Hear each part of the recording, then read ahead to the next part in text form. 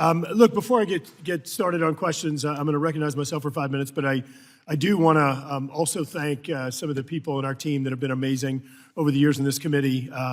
One person that I didn't mention earlier is Maggie Airy, our Deputy Chief of Staff, who's run most of the policy portfolio for this committee in our office. And Maggie, I want to thank you very much.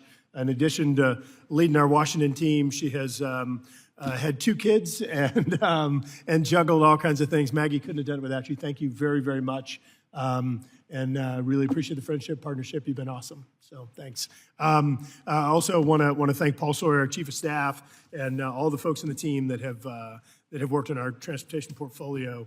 Truly a team. We have a great group of folks and couldn't have done it without them. Mr. Terry, I want to ask you a quick question. You mentioned earlier the lack of certainty moving forward. Could you just very briefly describe why certainty is so important to you and to the airports in terms of regulatory certainty, numbers, and things like that as you move forward?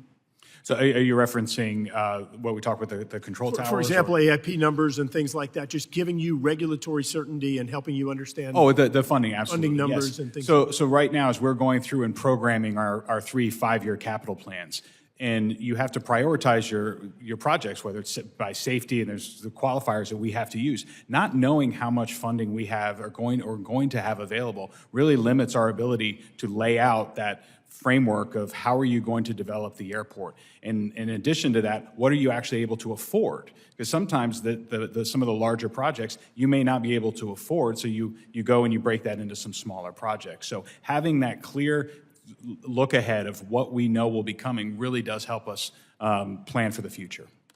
Thank you. Mr. Woodworth, last time you were here, 2023, last year, I think things look fundamentally different now than they did then. For example, FAA approving your approach to detect and avoid and sort of how you approach BEAV loss, particularly in the DFW area.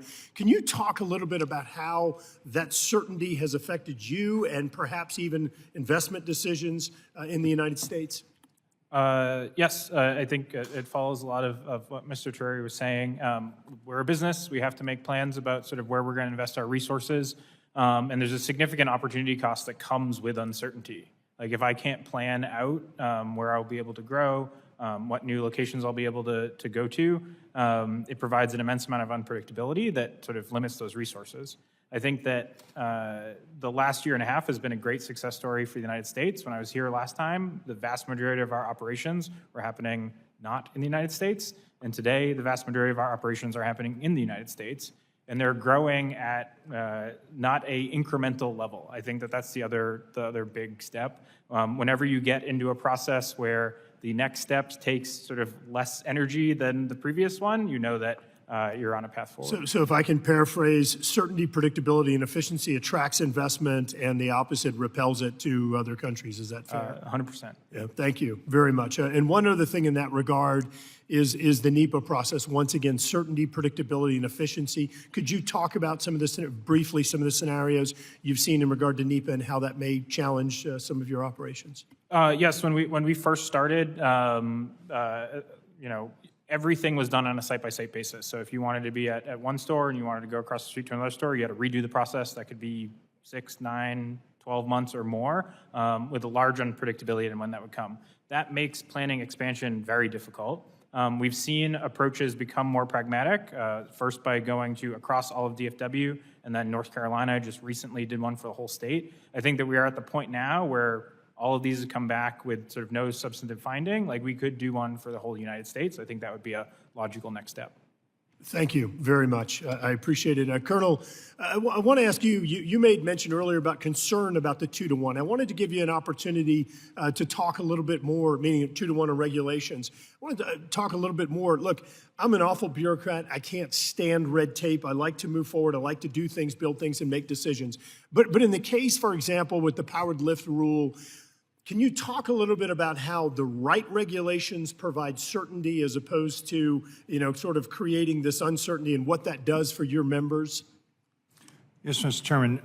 Again, we could not even begin to operate these advanced air mobility vehicles without an operational rule because we created what's called a powered lift category. We used to have a category just called airplanes, fixed wing, helicopters, but we had nothing in powered lift, and the FAA decided to go down a powered lift route without an operational rule. So we had to do it. But what was key is, and this applies very closely to BVLOS and how we want to advocate for being able to get this NPRM out, because once they promulgate the notice of proposed rulemaking and allow industry to comment it, heretofore, until this committee put pressure on them, they'd go into ex parte and they say, okay, you can't engage industry anymore.